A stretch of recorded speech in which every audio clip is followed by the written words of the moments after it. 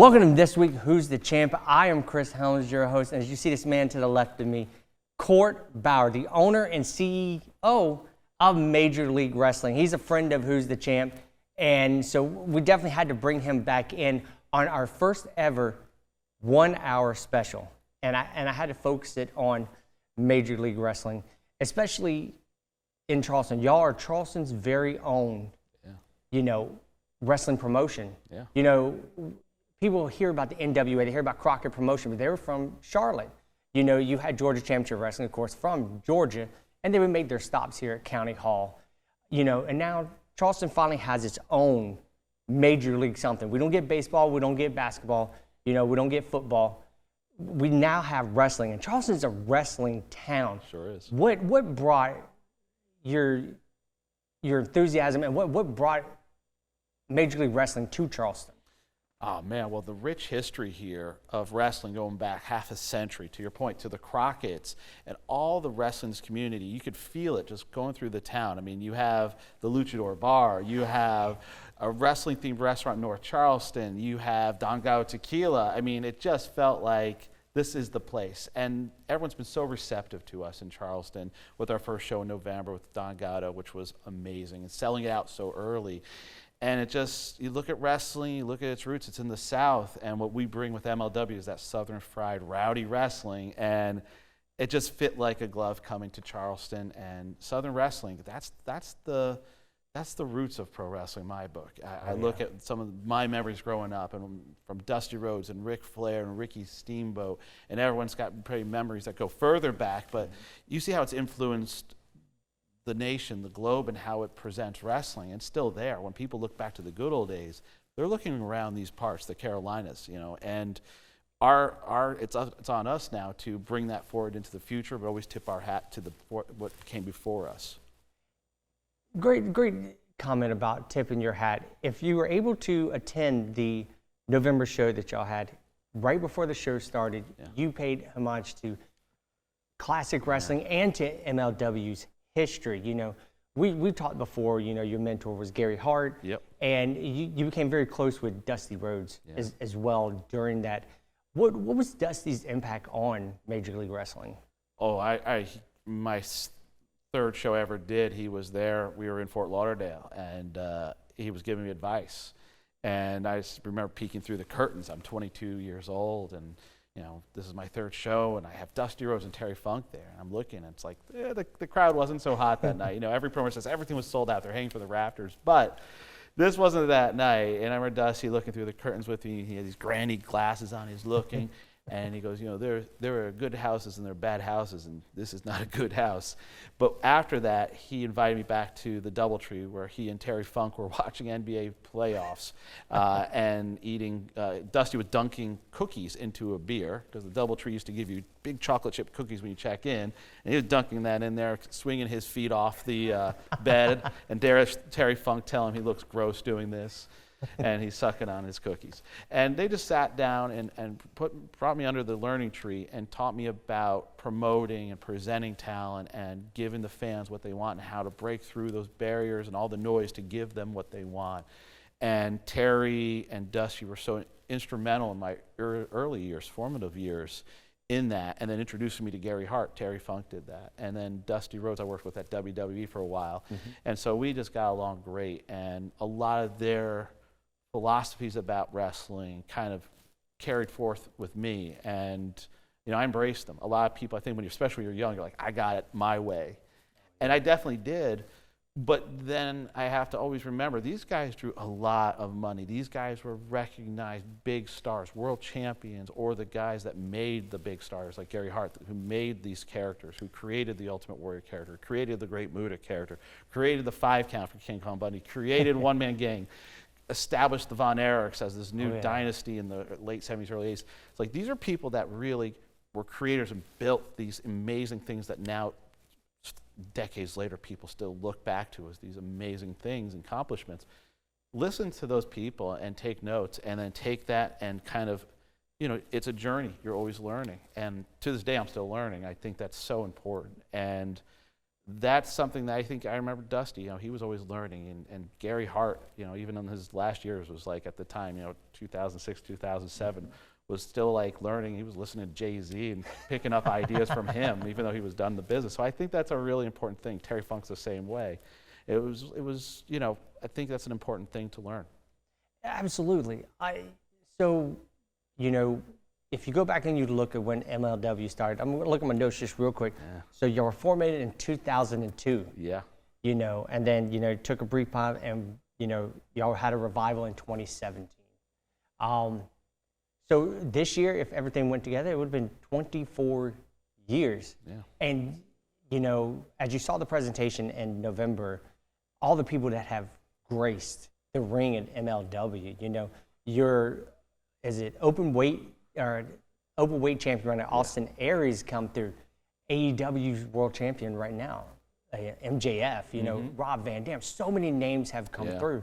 As the owner and promoter, I've done some promoting my own, and I've gotten starstruck and lost in a moment in the locker room. Has that ever happened to you?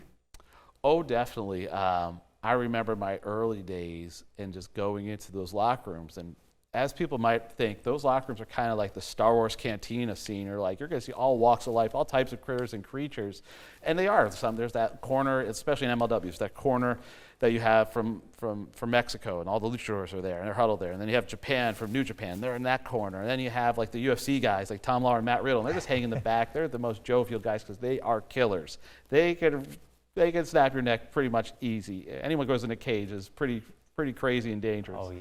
And so I remember my early days, like the first year or two in the business, and I was broken in, trained by Alpha the Wild Samoan, the legendary Alpha the Wild Samoan of the Anuai family, the Samoan dynasty. And so, my early days were staying at his house for weeks on end, and during college I'd just go and crash there on the weekends and get my education in wrestling. So I remember one of the first times Yokozuna had just left.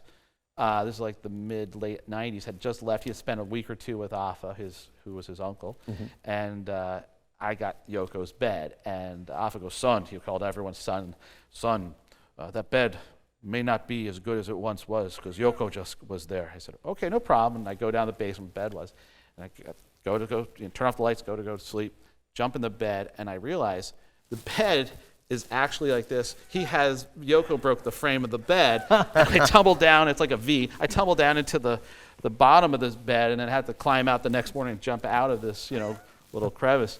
So, it was great just learning from the Samoans and Anuai family. And I remember, everyone would walk through there, and I got to work with, Luna Vachon and that era, and Marlena would come through, and Dustin Rhodes would come through, and all those guys, Jimmy Snook at the time, and I remember, I was a year in the business, and I got to work with The Rock. Dwayne Johnson came by, who's Alpha's nephew, and that was like a pretty wild moment. This is like 98, and he was just blowing up Nation of Domination. He was turning into like the focal point of the WWE at the point. And so to work with him, I was booking that show, doing the matchmaker show live on the air in Allentown, Pennsylvania. And to, work with him, coordinate things, communicate, and kind of just navigate that was definitely for me a wild moment. And I was like, is this really, this thing I wanted to do since I was a child, playing with my LJN wrestling figures and we all had them, right? Yeah, and all the Hasbro figures, and making all the matches in your bedroom and stuff. And all that now has manifested into me doing it for real. And, it definitely was like, pinching myself, is this real moment? And then you're like, you got this. This is what you want to do. This is what you want to do for your life work, and just go and do it and enjoy it. And that's, that is the thing, because it's a lot of pressure. You want to give the fans everything and then some, and you always want to up the bar. And so you want to do that. You want to do right by them. You want to live up to your own internal expectations for this. And that's not easy some days, but that's on us. Those are good problems to have. It means you really want to deliver for them. I have a young guy that's working for me now in my independent shows. Who's actually, I'm letting him book his first show, and so of course he's going around all the talents, and he's trying to book everyone. And of course, he wants to book all these huge stars, and I'm like, Okay, you can book them if you can get the money. Booking them was the easiest part, but say getting the yes. money and everything, but there's such a rich independent scene right now, especially right here in Charleston. Yeah. There's a lot of great talent that's coming through. And, some will be able to showcase here in November when you had your Charleston show. So when y'all came to Charleston, Charleston Music Hall, an opera theme. And I think you know exactly where I'm about to go with. Let's talk about the Opera Cup a little bit. Mystico. Let's talk about that entrance at first. Yeah. I saw it in person, and the one thing that I kept hearing throughout the whole crowd, even talking afterward, was the presentation of not just the wrestling, but the presentation of the whole thing. And Mystico's entrance was one of the greatest entrances that we've seen. Yeah. Did you have a part in that, or did Mystico have a lot to part with it? Well, he commands it with his incredible career. You're talking about the biggest box office star of the 21st century in Mexico. Every Friday night, he will sell out 18 to 20,000 tickets at Arena Mexico in Mexico City. Since 2004, 2005, like every Friday, 52 weeks a year, there's no one in the world that you can compare that to. And I love Rey Mysterio. Awesome, very special person and wrestler. But this person's doing this down there every week and has. He is the constant. He is the standard. And so knowing that Mystico was going to be a member of our roster when he joined us in 2023, we wanted to do right and support that incredible arrival, that stardom, that star power. And so, some of the things I pick up along the journey are, how to present a star as a star, how to give fans those moments, where you get the goosebumps. And from my time at WWE, you really got a sense for how you can really amp that up. And so with Mystico, we're like, let's give him his monks, because the character is actually, for those that know Nacho Libre, his mentor was Fray Tormenta, who's the character that Jack Black plays. So it was very easy for us to say, okay, well then, because of that and because the spiritual element of the character and having the friars and the monks associated with this, let's then use these white friar kind of outfits and pay homage to that. And that's how it all came to be. And we started that, I think, in a show in Chicago like 3-4 years ago. And it's just a fun, powerful presentation. And then the match happens, but the show starts before that. Oh, exactly. And that's the one thing that I loved about the show is, like, if you take one individual thing, it was like, some things that you go to is like, okay, they call it the popcorn break. Yeah. You come back to the popcorn match. Let everyone chill, reset, come back. Let everyone chill. Yeah. And even your dark match, your opener, had everyone from the get-go. I've talked about Fluffman. Yeah. I love him to death. And we will talk a little bit more about him in the Battle Riot, too. He steamrolled over some people. He did. And, a little later on, we'll talk about Battle Riot. But that whole show, and I've gone back and looked at some old shows, there's never been a popcorn match. And I credit it to the talent that you have there. They're constantly growing. In the Charleston show, you had Brock Anderson and Kruger, in a bunkhouse match. Yeah. That, to me and my father sitting there, we absolutely loved it. I want to trail back just a little bit, and we'll come back to the Charleston show. Where did the concept of Major League Wrestling come from? You can go on Wikipedia, you can get some info, because it started in 2002. I guess that was the acquisition of WCW and near the end of ECW? Yeah, it's a great point. Our first show was June 2002, but the origins of MLW go back to the late 90s. So Alpha, his other nephew was Gary Albright, who was a standout star in Japan, unbelievable collegiate wrestler for the University of Nebraska. And he teamed with Dr. Death, Steve Williams, in All Japan. And so late 90s, All Japan was an incredible organization that was New Japan, All Japan. They were massive national heavyweights in Japanese wrestling. And they were looking at the future, and they were saying, we would like to start a satellite company that develops our younger prospects from Japan, and as well as a pipeline for the next Dr. Death, Steve Williams, the next Gary Albright, the next Terry Funk coming to All Japan. And Gary was starting to think about his future and wanted to develop talent. And we talked about Johnny Smith, Davey Boy Smith, his cousin, my kid's cousin, and Gary running this kind of like a NXT or a Florida Championship Wrestling that WWE used to have, or OVW, for All Japan. And so we were going to do it stateside, and I was going to be the office and develop, because I was also at that point, I had convinced them somehow I could be a liaison talent scout for All Japan. I was 23, didn't really know what I was doing, but somehow convinced them to do all this. So they were like, okay, we're going to do this. So Giant Baba, who owned All Japan, was like, okay, let's set this up. Let's start this. This is going to be great for the 21st century version of All Japan. So it was going to be Major League Wrestling, MLW, and then tragedy struck several times over. Giant Baba died, and ownership changes at All Japan shifted everything. Then tragically, Gary Albright passed away in 2000.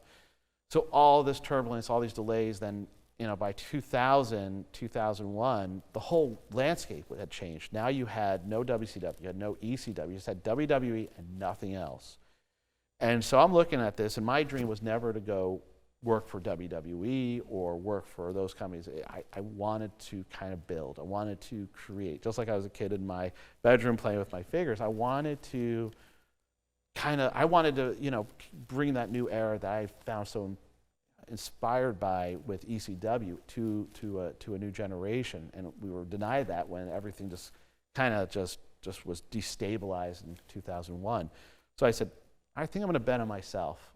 I'm gonna roll the dice, and I don't have massive funding, but I'm gonna try to I see an opening here. I think I'm gonna try to go for it. And so we put on the show in the ECW Arena, 2300 Arena in Philadelphia, as our first show in June of 2002. Took about a year for us to get to a point where we had to figure out logo, do the trademarking. Then I built out my staff, which was from Westchester, New York, where we were based. I think Wikipedia says it's Philly or it's Orlando. At the time, it was Westchester, New York, because our production team was the ECW production team. It was all the people that did all of Paul Heyman's work.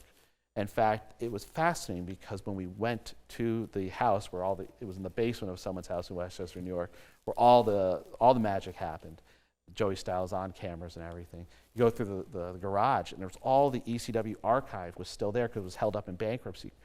So the courts were still working through that, and WWE would ultimately buy those tapes. They were sitting in stacks on the hood of cars and stuff. And it's my childhood. I'm seeing all this incredible footage, and it's just all just sitting there, just collecting dust. And so you're going through those, literally walking through history as we're now starting MLW, and it was just like a wild thing. You see, there were still Heyman's notes on, scouting tapes from Michinoku Pro Wrestling in that room, and it's just like, the ghosts were amongst us, and the magic was there, and we had Joey Styles as our original play-by-play guy. So, you could feel we were taking some of that DNA forward because the same production was there, and so that was kind of how we ended up kicking this thing off, and then going forward with kind of the influence of All Japan from where we really were playing the original season in the late 90s to now ECW's production, some of their management being part of the actual launch. So that kind of got melted into our DNA. So you saw a little bit of that. And then it just continued to evolve from there. So I'm gonna backtrack your story. You talk about all the tapes. Yeah. That's one thing that kids these days will never understand. They'll never understand tape trading. Yeah. Chris Jericho calls it archaic, and I'm just like, yeah. It's like you don't realize, you're like, yeah, I used to go to Blockbuster, and I used to get Survivor Series on a VHS, go home and watch it. It's like I knew it front to back, and now they can go on Netflix or YouTube and find everything. Everything's a few clicks away. Back then, it was not that way. Even just finding local wrestling in your town on TV, you go with the old TV guide. Now you go search your TV guide on your channel selection, and it's there, or it's not. Or you just now click on YouTube and you can watch anything. Back, if you live wherever you lived, you got that wrestling. That's all you got. Yeah. And so if it was 2 a.m, you'd tape it, and you were just so happy the tape worked. You got your wrestling for that hour. You'd watch it religiously, and it's so interesting when I think about Charleston. It's like that energy of like it being such a part of the culture here forever, and it still stayed, even though you hadn't had wrestling downtown for 32 years since WCW Clash with the champions when June of 1992. At McAllister Fieldhouse, yeah. Yeah, it's like it's been so long, but still when we came in, people, they remembered, they loved it, they respected it, and they appreciated it. And so that struck me, and that's one of the reasons, like, this is home. It really is. It resonates with family. You know, we've talked about it. You know, today you brought your son in with you to see all this. You know, we've talked before that I got the chance to take my father with me. But when I showed up, I saw fathers, grandfathers, grandsons, you know, granddaughters just sitting there, just experiencing it and just walking around the meet and greet, just hearing stories. Oh, I remember watching you at this time. You know, my father remembered seeing you beat the Great Muta for the TV championship to Arn Anderson.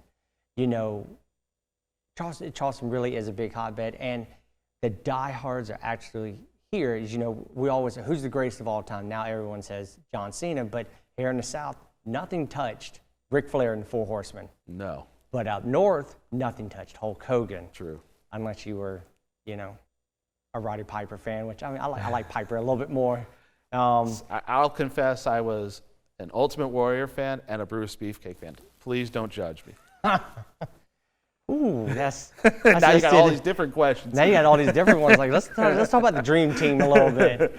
You know, would you bring in everything? So y'all had to shut down because of COVID-19 right after I believe it was a AAA event. Yeah, our show was in Tijuana, and NBA had just shut down, and our guys were just hoping we could get across the border before everything got really crazy, and we did. But that was our last show in March of 2020, and then, you know, the whole world got weird and crazy for a little bit, and so there was a reset in wrestling and in the country and the culture and everything, and, you know, going through the different cycles of different eras of wrestling, you know, I had seen a lot. I've seen some crazy things. You know, I was at WWE during some highs and some lows. You know, breaking records for McMahon versus Trump Battle of the Billionaires was the idea I came up with. Okay. And you know, it was a great idea. I paid for my house, but doing that, but you know, also dealing with the tragedy of the passing of guys like Eddie Guerrero, and then what do we do with this horrible tragedy that is the Chris Benoit family tragedy and the horrors of that.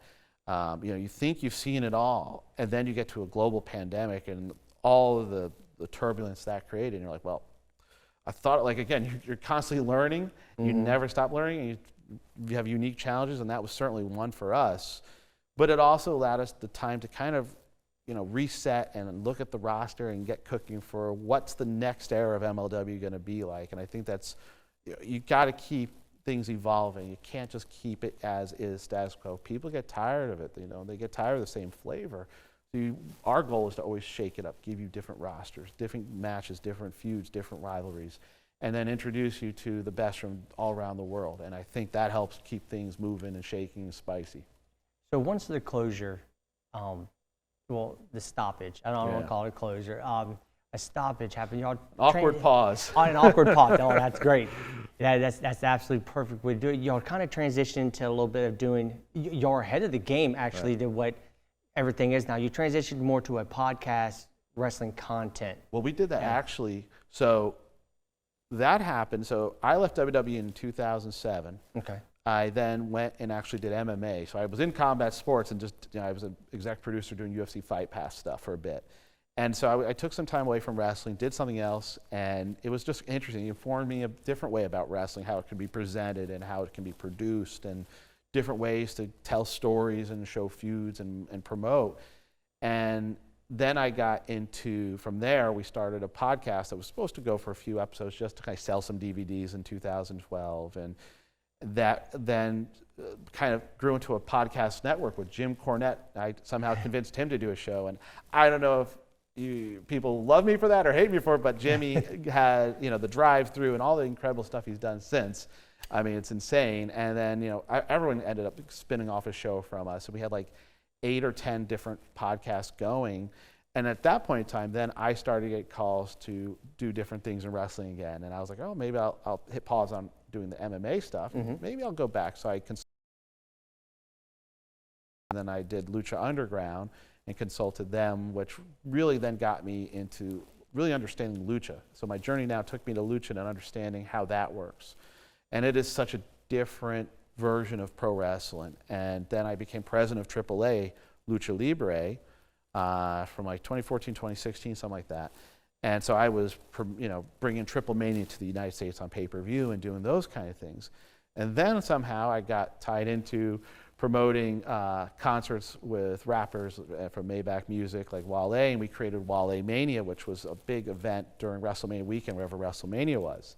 And it was after the third Wale Mania in 2016, 2017, where they were like, Wale was sitting with me after a show. He's like, you should promote again. I was like, I don't know about that. That's a lot. And he's like, just do one more show, just one time, just do one shot. And I said, I'll think about it. And then I planted the seed in my mind, and a few months later, I was like telling my wife, like, I was just gonna do one show. She's like, yeah, she was amazing. She supports me and all my craziness. And she was like, go for it. And that October of 2017, we did the show literally called One Shot.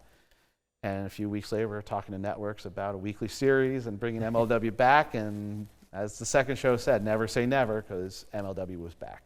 And speaking of weekly series, y'all announced that you're actually bringing back Fusion. Yes. Which is so exciting. You've already announced some dates of TV tapings, you know, so excited to see, you know, what we can do to bring it, especially Who's the Champ being a big fan of MLW.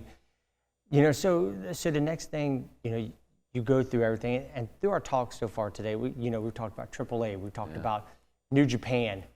So MLW is actually bringing a lot of international flavor to, I'm not saying to an audience here in Charleston that's never really seen it, because, you know, we see it online. Now you're bringing it to the audience. How do you think it's going to impact wrestling here in Charleston and bringing New Japan closer? Because we've seen New Japan and, you know, on TV, seeing all this, and now you're bringing the talent here. You know, it's going to blow up big time.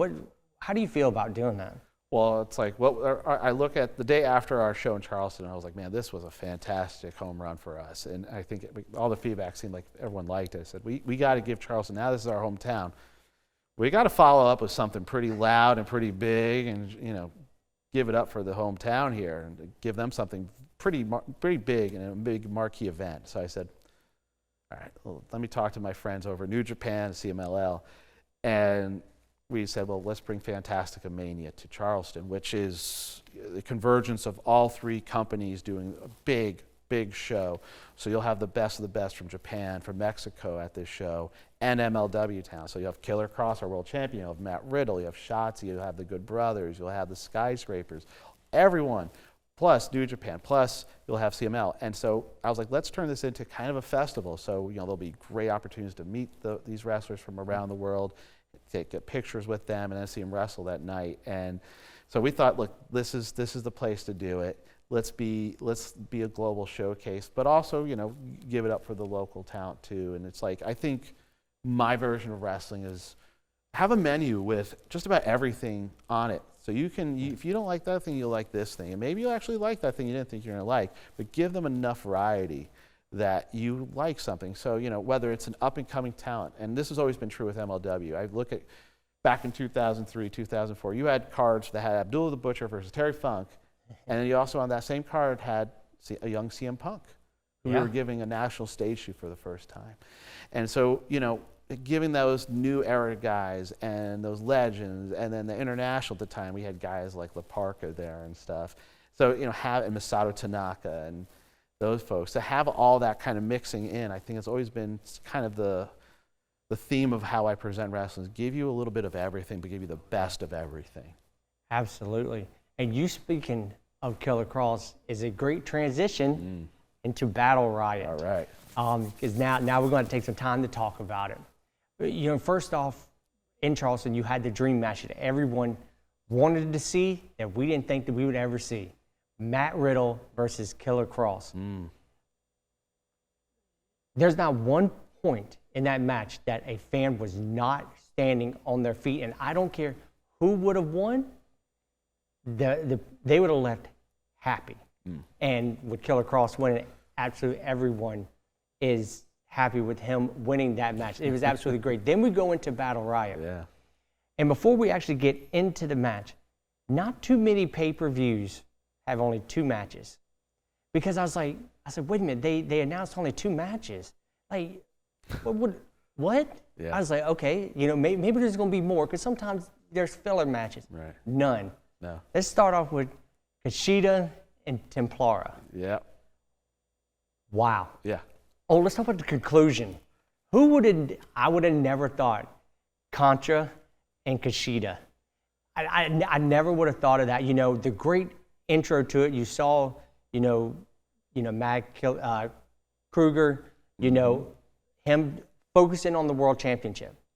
And you're like, okay, what's going to happen next? And then all of a sudden, Kushida winning the title in a great match. And you're like, oh, this is absolutely great. And then all of a sudden, the T-shirt goes on, and you're just like, what the, absolutely great. And you're like, okay, I said, this is great. This is great. We're going to start the Battle Riot. And then y'all brought that idea into Battle Riot. Right. Do we know who the big man is yet? Stay tuned. You got to watch Fusion. When it comes back, you're going to learn a lot about Contra, and there's a lot more to Contra than people realize. Who's behind it? There was a hint of something or someone called the Serpent. There's all these questions that I think good wrestling TV gives you big, great world-class matches, but also gives you the cliffhangers, and then the mysteries. I remember as a kid, Dusty getting that letter. What was that? The whole deal with Baby Doll. All those kind of things are so important to have the intrigue, to have you kind of like tune in next week and the week after. And if you have that, I think that's the special sauce that makes pro wrestling so unlike anything in sports, entertainment. It's unique to pro wrestling. Very, very unique. So we see that match and we go into Battle Riot, where Kruger put his world title on the line. And when you heard that, you're like, oh my goodness. So people who actually didn't get to see it, go on YouTube, you can find it. It's absolutely great, nonstop great action from start to finish. First off, before we get into it, is Tom okay? Is his liver okay after being in Charleston with Don Gatto? I've been wanting to ask that. I've asked him, and he said, just send me more Don Gatto, and we'll find out. So we'll see. Trust me, I know I was drinking the Don Gatto while watching Battle Riot. So and just like you said, there's never a bad time for Don Gatto tequila. Always a cool time, and it's what powers and fuels our matchmaking sessions. Let's get some Don Gatto out. Good idea, take a swig. Bad idea, take 2 swigs. We'll get to the right idea. But I think Contra, has been a force, and they really are. That's what shut us down around the time of our show in March of 2020. Was Contra took over MLW. Hijacked our feed, and we could not get back on the air for a little bit of time once everything opened up, and conveniently.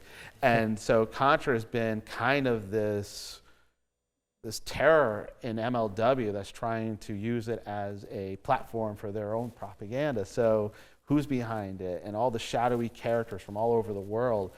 It's, you cut off one head, another one grows kind of thing. So it's going to be a threat for MLW going forward. I mean, I don't even know if they're around here. Got to look. I don't know. We don't have security here. I mean, we had to buzz you in, but anyone could. Don't tell them that. They're going to be here at any time. So now we get into Battle Riot. The first participant out is Killer Kross. Yeah. And I'm like, uh-oh. So before we actually get into it, let's talk about the concept of it. 40 men enter. Normally in the month of January, everyone sees WWE do the Royal Rumble. But MLW takes the Royal Rumble and WWE just jam-packs it with steroids.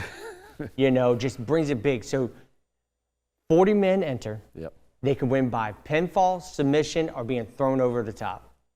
And with 40 men, you have a hard time looking at what's going on. It's like chaos. It's absolute chaos, and y'all wrangled in so well with your production value and everything, where you were seeing one storyline go off, then another one comes up, then something else comes on. So we talked about what I think is going to be your major feud of the year. Killer Kross comes out as number 1, and then number 2 is the rude dude, Matt Riddle, and I'm like what? I was like, really? These two are starting it off? And what happened? That whole match could have been them. Yeah. But live TV can't help it. So they started off, and I'm just getting so excited about this. They started off, and it was, I hate to use the phrase, a slobber knocker, but they were beating the tar out of each other. Throwing down, live rounds. And then we come to the next participant. I believe he was number 3 or number 4. I'm watching at home with my girlfriend, and Big Ben Bishop comes out, and I lose my mind. And my girlfriend's like, what are you doing? I said, that guy I sent you on TikTok? She goes, yeah. I said, that's him. And I'm just like, I'm getting so excited. So one of the things that I love about MLW is y'all giving you know, not really influencers, but people who are trying to make a name out of themselves. You're bringing them to the major leagues. Honestly, not to be funny or anything, but you're bringing so many big names out there. You know, Austin Aries showed up, the Good Brothers, the Skyscrapers. Good Brothers and the Skyscrapers. Let's talk about one other person that decided to pop up in this. Yeah. So Gallows gets eliminated. He did very early in the Battle Riot. Very, very early. And you're just like, and to me, it's like, that's such a big dude. Then, you know, we're going through all the participants, and then all of a sudden I hear this country twang, and here he comes out just like the tongue sticking out. And I'm like, biscuits and gravy. Biscuits and gravy. I'm going, no, I'm freaking out. And my girlfriend's like, what are you freaking out for? It's Festus. And she's standing in the corner. She just doesn't get it. I go, when this is over, I'm going to show you who Festus is. And just sitting there and just the chemistry, the fans, your rabid fans are yelling, ring the bell. And for those who don't know who Festus is, when that bell rings, old country boy comes flipping out and he just goes crazy. And that's exactly what he did.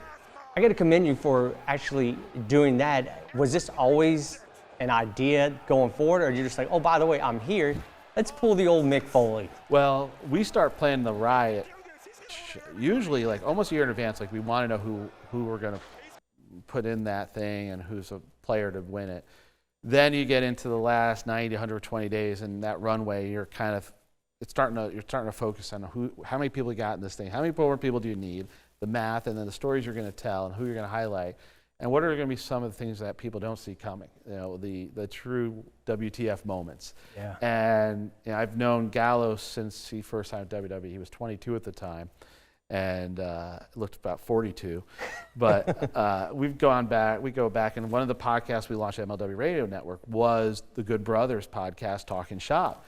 That started at an MLW, so we go way back. My son actually met them when he was like 3 years old, and we would just hang out. So it's like they've been close to me forever. And have you ever had a serious conversation with Gallows? Because I don't think We've tried. We tried. And we were at the airport after our show in Orlando. We tried, and we were just laughing. We've known each other for a few decades, and there's a lot of absurd, funny, weird things, but over text, we started joking about Festus, and then one thing leads to another. We're like, he kind of has to be in this now, I think. And we just didn't know what we were going to do and how we were going to do it. And we tried a few things, including even trying to have a balding wig, and we tried to adjust that with hair and makeup. It just didn't look good. That's why you didn't see the true Festus bald hairline issue.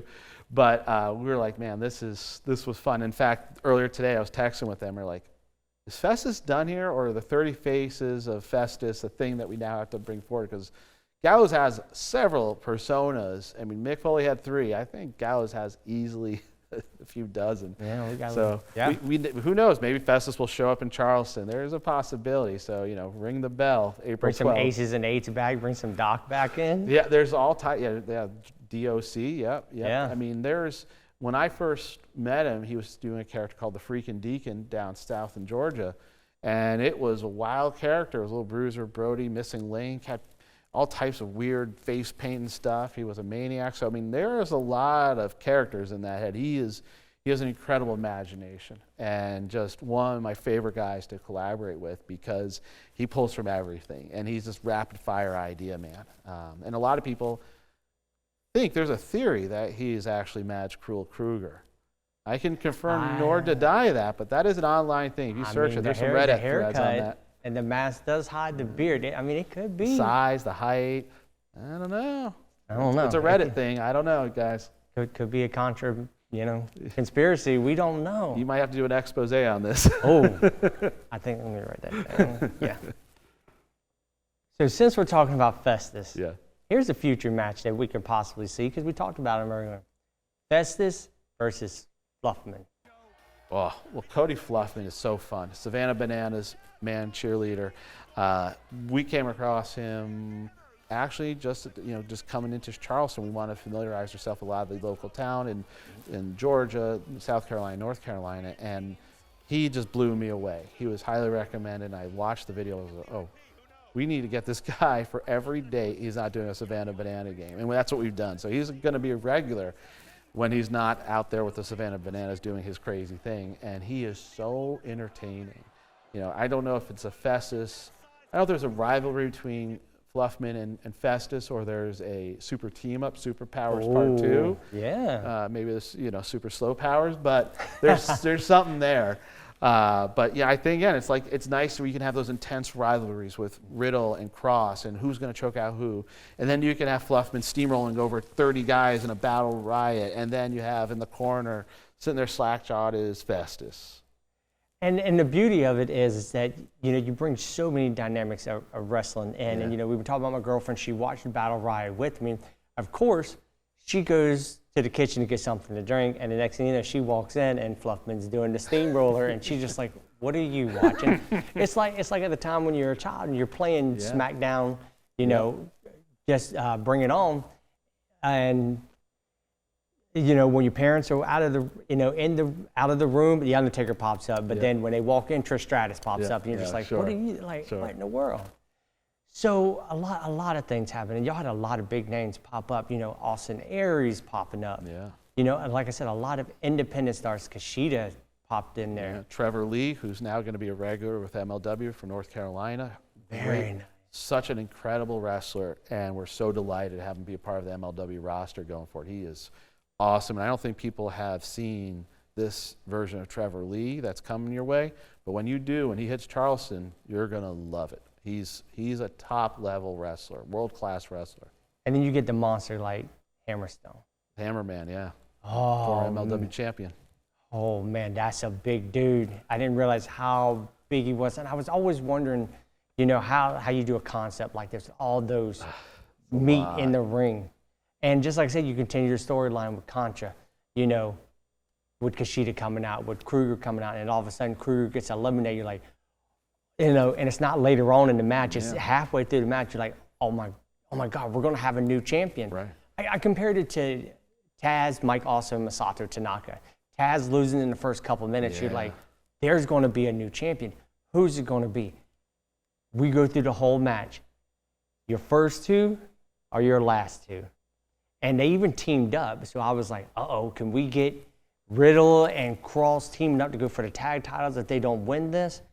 But there's so much that could be done with this rivalry. A lot of animosity. I mean, those two really used to train in Orlando together. They live near each other. They trained in MMA and learning different techniques. And Riddle's just an elite jiu-jitsu guy. And Cross is up there.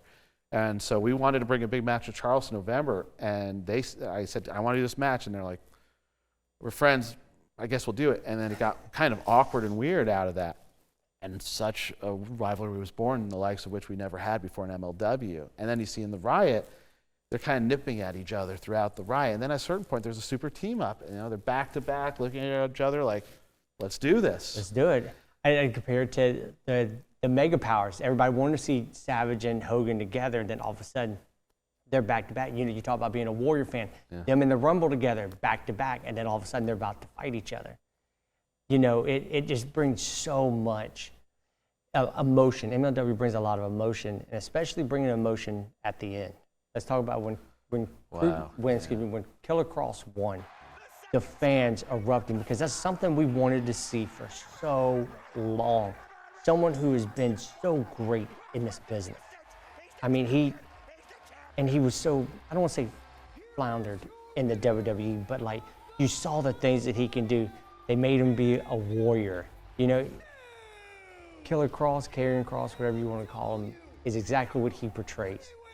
And when he won the world title, something that every fan wanted to see happen, finally happened. Didn't think it was going to happen, him coming out as number one.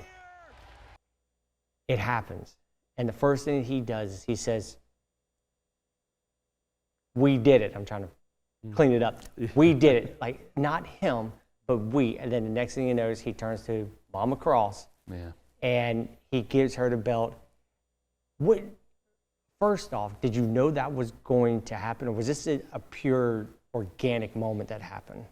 I was aware of his mother fighting cancer, and I knew that they had relocated to Orlando to take care of her. And that's a very, we all have someone that has had cancer and the hardships you go through, and he had committed, his life to helping however he could his mother, which is so admirable. And then she, just a few weeks before the riot, I believe, had just, gone into remission and beaten this thing. And so such a great, great feeling for him and his family and for her. And I knew that. I did not know that he was going to have that moment with her. And it's one of those things in wrestling where it's just so beautiful, so real, so precious. And I said, just keep cameras rolling. I feel like something's about to happen. And it did. And it took you from feeling so empowered and great for Killer Kross to then feeling something so special. Again, goosebumps. It was a moment that he shared with, he's a very private man. You don't know a lot. There's a mystique there. I compare him a lot to Dave Bautista, who I worked with at WWE. Very similar in a lot of ways. There's a mystique there. He doesn't let you all in. But this time he did, and he honored his mother, and he put that world title on her shoulder. And just one of the most beautiful things I've ever seen. We were all watching on the monitors in the back, and there were a lot of tough dudes with, wiping away. Say grown men don't cry. I'm sitting there going, yeah. I mean, it was like, I think they said there was some sweat in their eyes or something. But it was one of those moments that, why we love wrestling and how empowering and how special and how you don't see that a lot in this day and age, and just how it just, I think for us and for MLW Nation and for Kross was just, and his family, it was a real true Cinderella moment, because they hadn't seen it in him elsewhere. And he went through simultaneously, what we don't know is what he was going through at home when he was being denied those incredible, all the potential he had. He was being denied the realization of his potential by a company. And at home, his mother's fighting for her life. And he's going through all this at the same time. He's not sharing. He's not doing press. He's not going on Instagram, TikTok, Twitter, talking about his feelings. He's just being a man, and he's getting through it and being the best he can be for his fans, for his boss, for his mother, and the family. And then to see him be liberated, and then to see her come on the other side of what she's going through, and then for all these things to converge into a moment so powerful, so positive for him, for her, for everyone. That's magic. See, it's hitting me a little bit just thinking about it right now, because, personal issues with my mother as well. So, I mean, I would love to have that experience. And, that's one thing that he can always hold dear to that. And I think that was the best way to end Battle Riot. But so many great names that, came through the Battle Riot, which means you got a full roster. And now you have a full schedule coming up. Chicago, I believe returning to Philly and returning to New York.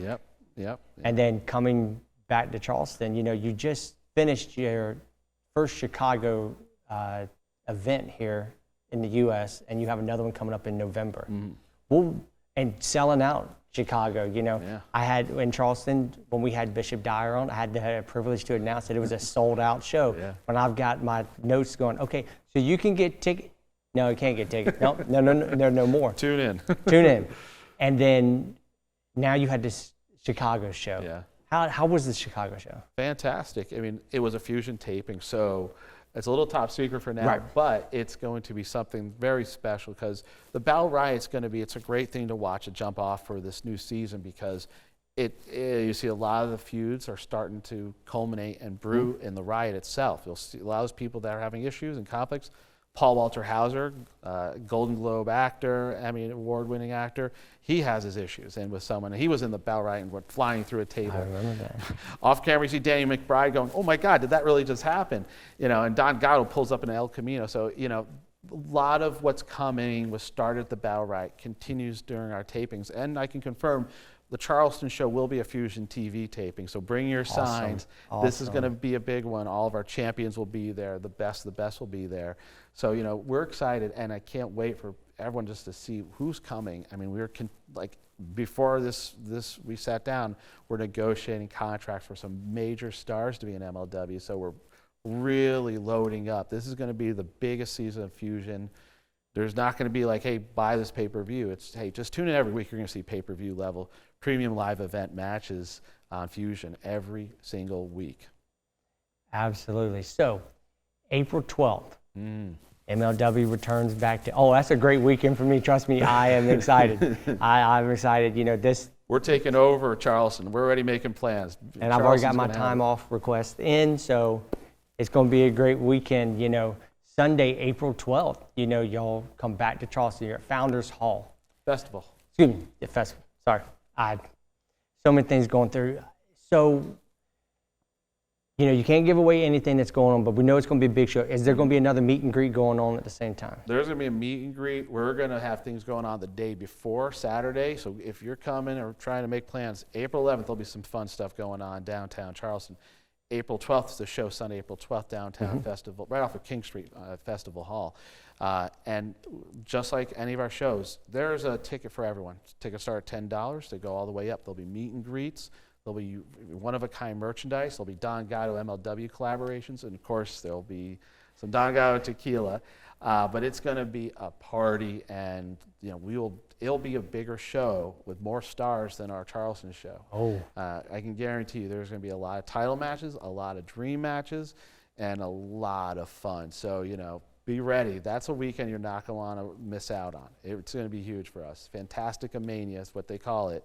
It's going to be a fantastic weekend here in Holy City. As you're looking on the air right now, you will see where you can get tickets, what time bell time starts, and you know, once again, time flies again. I know. You know, we said we're going to do an hour, and then you know, there's still more other things. Well, guess what? We can do another hour another time. We're the Ric Flair of this thing, huh? We just go 60 minutes. We just go 60-minute, man. Exactly. Exactly. Well, everyone, I want to thank you again for joining Who's the Champ with me and Court Bauer and Court. Thank you so much for joining me. Pleasure. We will see you next week